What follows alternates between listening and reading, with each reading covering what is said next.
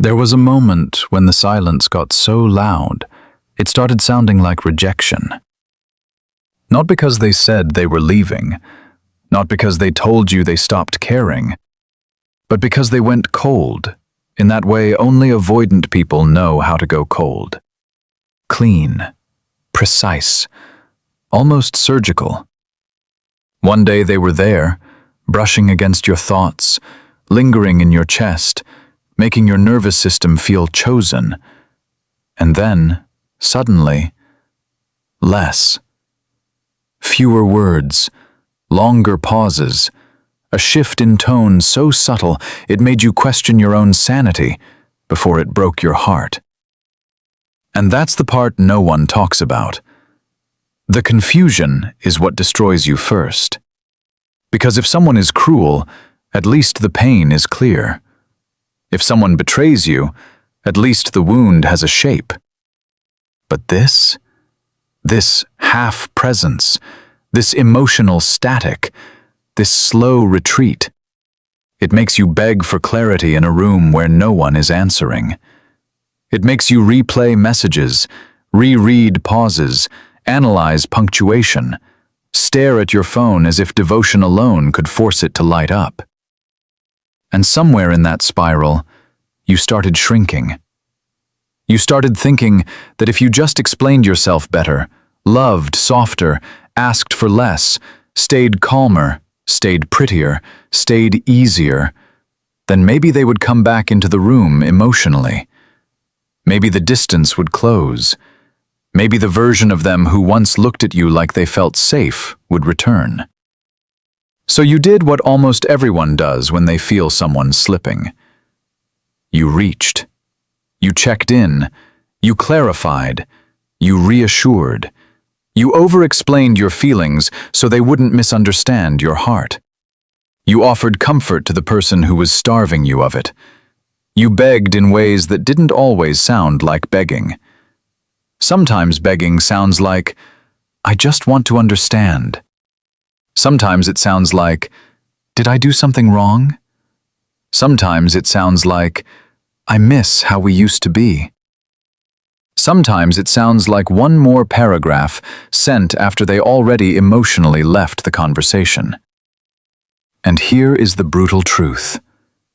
Every time you chased an avoidant from a place of panic, you confirmed the very dynamic that kept you powerless. Not because you were weak, not because your love was too much, but because you were trying to heal your fear by running deeper into the person who triggered it. That is what makes this so painful. Your instinct felt like love, but underneath it, your nervous system was bargaining for safety. Your body wasn't saying, "This is my person." Your body was saying, "Please don't abandon me in the exact way I am most afraid of." And avoidants feel that.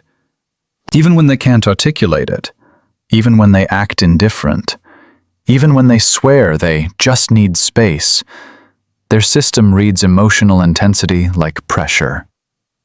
Not always because they don't care, often because they care, and caring activates more than they know how to hold.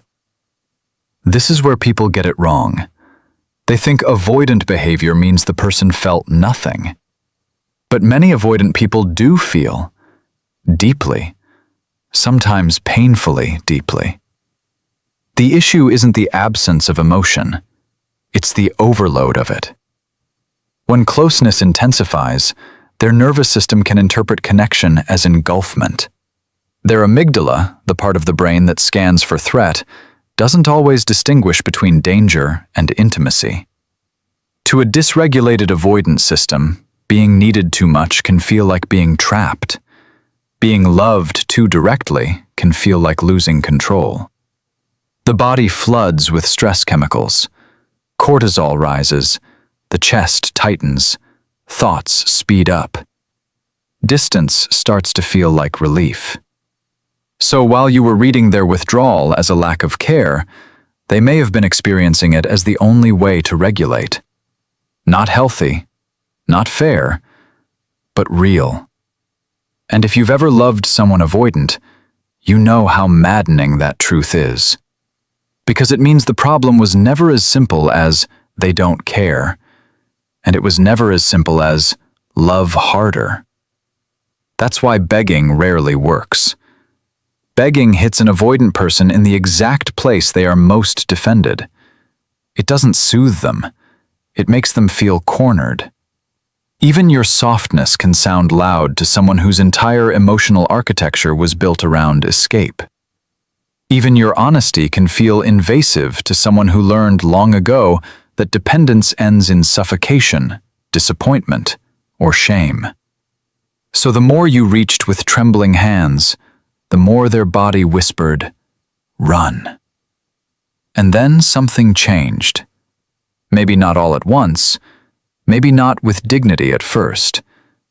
Maybe it happened after the last ignored message, the last canceled plan, the last night you lay awake imagining conversations you would never have. Maybe it happened when you heard yourself asking for crumbs in a voice that no longer sounded like your own. But something in you got tired. Not angry first, tired. Tired of trying to be understood by someone committed to misunderstanding intimacy. Tired of translating your worth into a language they only spoke when they were lonely. Tired of performing calm while your insides were on fire. Tired of treating your own abandonment wound like a communication problem. And instead of begging again, you did the one thing your old self thought would guarantee losing them. You became silent. Not manipulative silence, not punishment, not the kind that hides a scream behind a closed door. I'm talking about a different silence.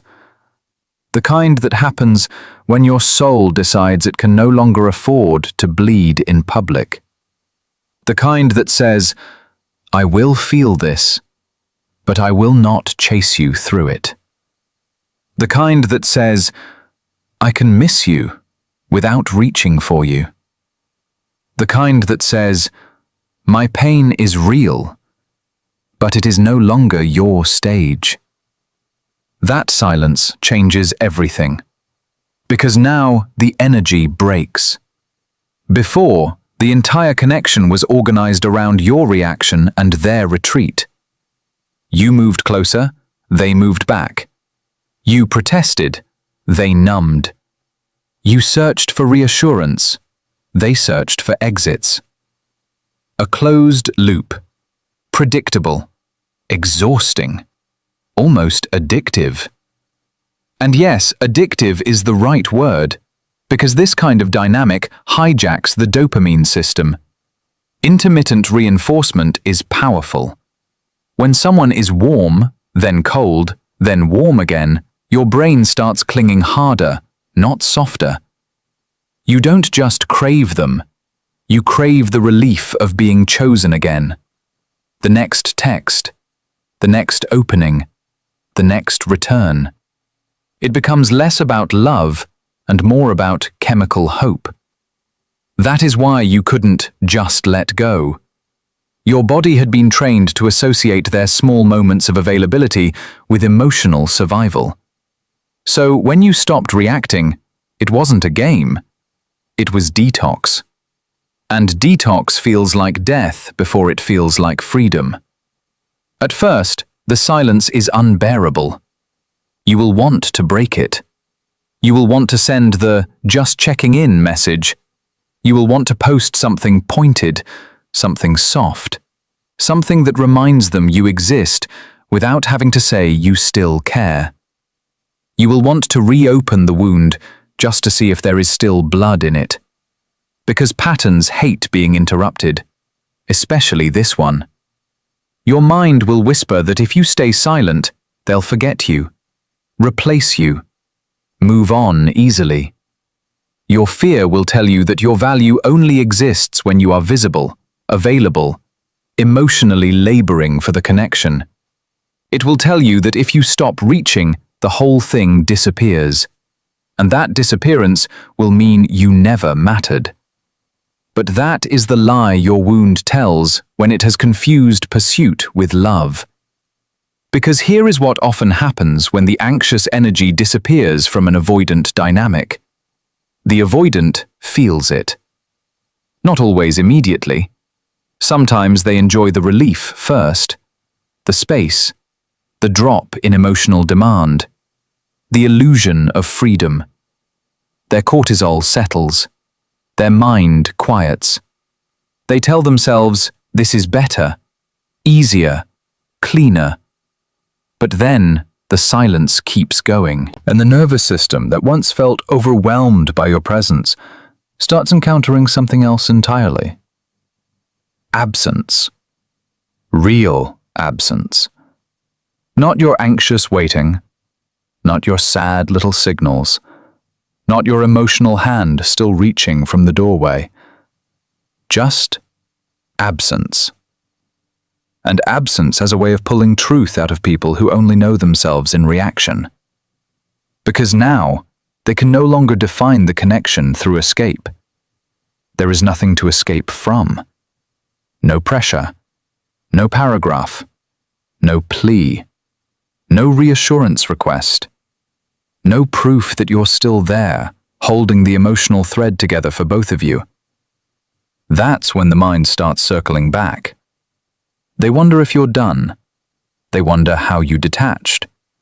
They wonder whether you finally saw through them. They wonder who is listening to you now. They wonder why the silence feels heavier than all your words ever did. And if they cared, even a little, that care starts echoing in the space you left behind. This is the part people romanticize, so let's be careful. The goal is not to make an avoidant obsess. The goal is to stop betraying yourself for scraps of reassurance. But yes, paradoxically, when you stop performing your attachment wound for someone avoidant, they often finally have room to feel. Why? Because now the emotional signal is no longer saturated with your fear. It's no longer something they must defend against in real time. Their dopamine doesn't get fed by your guaranteed availability. Their ego doesn't get soothed by knowing you'll always come back first. And without your constant reaching, they are left alone with the unresolved reality of your absence. That is when missing you can become louder than avoiding you. Picture it. They wake up and check their phone without admitting why. They reread old messages just to hear your energy again. They hear a phrase you used to say and feel something in their chest they can't organize. They start remembering your steadiness, your warmth, the way you understood them before they understood themselves. The parts of you they once took for granted become strangely vivid when they can no longer access them on demand. And something even more unsettling happens. They begin to feel the emotional weight they once outsourced to your pursuit. Because when you were always the one breaking the silence, they never had to face their own longing directly. Your chasing protected them from their own vulnerability. As long as you were reaching, they could remain defended. As long as you were available, they never had to confront what it would mean to lose you. But now, you are not there cushioning them from consequence. Now they have to sit inside their own thoughts. That is often where the obsession begins. Not because you played hard to get, because you became hard to use as regulation. You are no longer the person who bleeds on command to prove devotion. You are no longer translating your worth into accessibility. You are no longer giving them the comfort of your constant emotional availability while receiving confusion in return. And your nervous system knows the difference. This is where your power comes back. Quietly. Not with revenge, not with cruelty, not with coldness pretending to be healing. With containment. With self-respect so deep it does not need to announce itself. You go out and the phone stays face down. You feel the ache and let it move through instead of converting it into contact. You stop building imaginary intimacy from potential. You stop confusing chemistry with capacity. You stop calling your hypervigilance intuition. You stop auditioning for a role in someone else's unfinished emotional life. And as you do, something magnetic happens. You become less readable to the dynamic that once fed on your predictability. Avoidants are often most comfortable when they know the dance. They withdraw, you lean in. They go vague, you get clearer. They close, you open wider. The pattern gives them control without requiring true intimacy. But when you step out of that choreography, they lose the map. And people notice most what they can no longer control. Still, this is the danger point. Because the moment they feel you slipping for real, they may return. Not always with clarity, not always with change. Sometimes just with softness. A message, a memory, a sudden vulnerability, a late-night confession that feels like the truth you waited months to hear. And this is where many people break the pattern and lose themselves again. Because being wanted by the person who once withheld themselves can feel intoxicating. It can feel like justice, validation, proof that your love mattered all along. But listen carefully. Someone missing you is not the same as someone being able to hold you. Someone feeling your absence is not the same as someone being safe for your nervous system. Someone reaching back when they feel loss is not the same as someone being ready for intimacy. Do not confuse their discomfort without your presence for transformation. That distinction will save your life. Because the old pattern can reappear wearing a softer face. They may come back warm, open, emotional, almost childlike in their need. And for a moment, you will think this is the breakthrough. This is what your waiting was for. This is the part where love finally wins. But unless something fundamental has changed in their self-awareness, in their capacity for emotional responsibility, in the way they meet closeness without fleeing, the cycle will restart the second intimacy becomes real again. And if you are not careful, you will call the return healing when it is only repetition in a prettier outfit. So this time, your silence must mean something deeper than strategy. It must come from identity, from the part of you that finally understands this. Your worth does not increase when someone difficult chooses you. Your value does not become more real because an avoidant finally admits they care. You are not powerful because they came back. You are powerful because you no longer need their return to confirm what you already are. That is the shift. The real one. Not, how do I make them chase me? Not, how do I make them regret losing me? Not even, how do I finally get the love I gave? But, who am I when I stop abandoning myself to keep someone else comfortable? That question changes the whole field. Because once you become the person who can sit inside longing without collapsing into pursuit, once you become the person who can feel grief without converting it into self-erasure, once you become the person who understands nervous system activation is not evidence of destiny, you are no longer at the mercy of avoidant love. You can still care. You can still miss them. You can still understand their wounds with heartbreaking compassion. But you do not kneel at the altar of their potential. You do not confuse their overwhelm for your unworthiness. You do not translate their withdrawal into your inadequacy. You do not beg to be held by someone whose arms only open after you've started walking away. You become something rarer than desired. You become unavailable for the pattern. And that is when everything changes, whether they come back or not.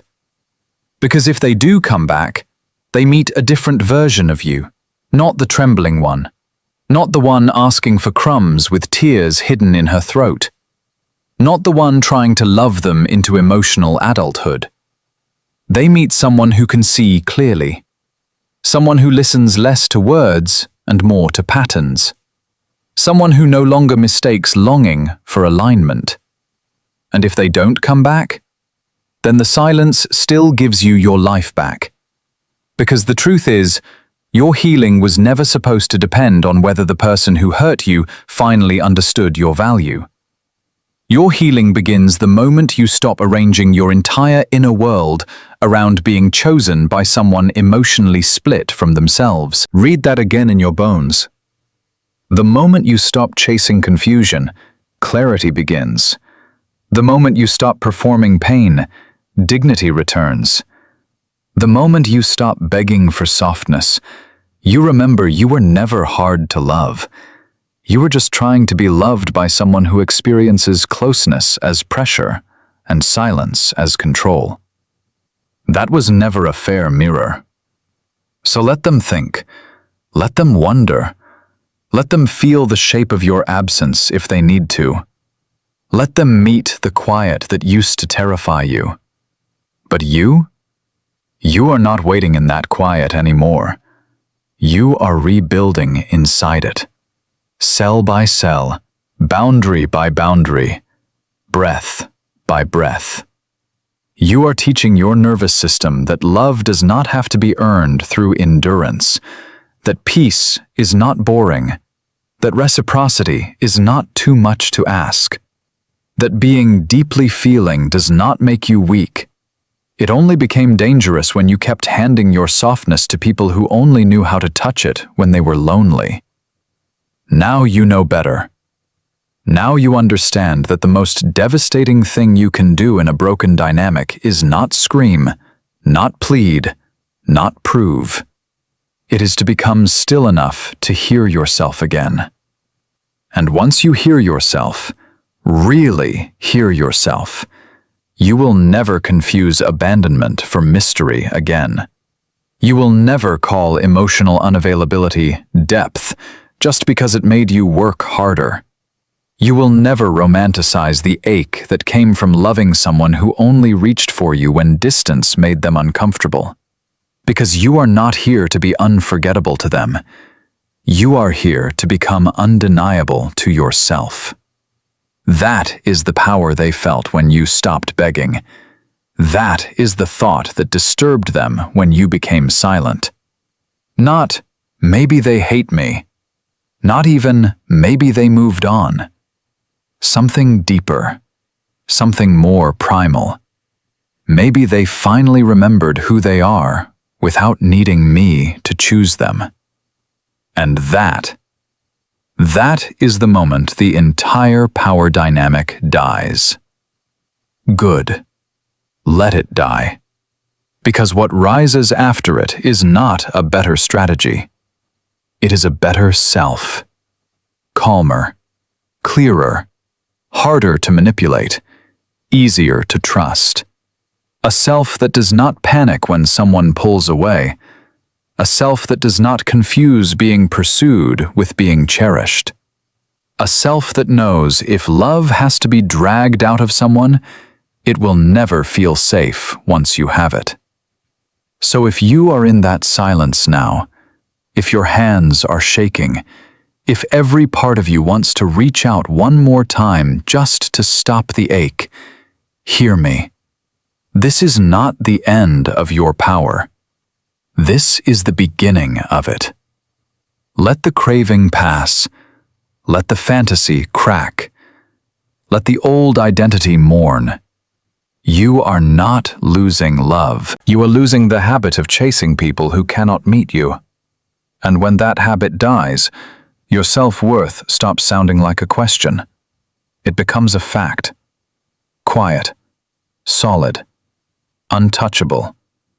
And from there, everything changes.